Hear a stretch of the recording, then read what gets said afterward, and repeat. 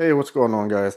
I just want to do a quick review for you on these Phillips bits here that I got from the seller. These are really cool bits. I wasn't sure about them. They're really unique design I hadn't seen before, so I was happy to give them a shot. I always like trying out new tools, but these are supposed to be for like higher torque, higher impact type drills or situations. I didn't actually have to use them yet with my impact gun, but I used it on my regular drill, putting together some furniture and stuff the other day. And I was really surprised because the magnets on them are really strong. To be honest, I expected I was going to use them to put together this furniture and the heads were going to strip off them, or they were going to strip out the heads and the screws. But they didn't. They actually did a really good job at driving them in.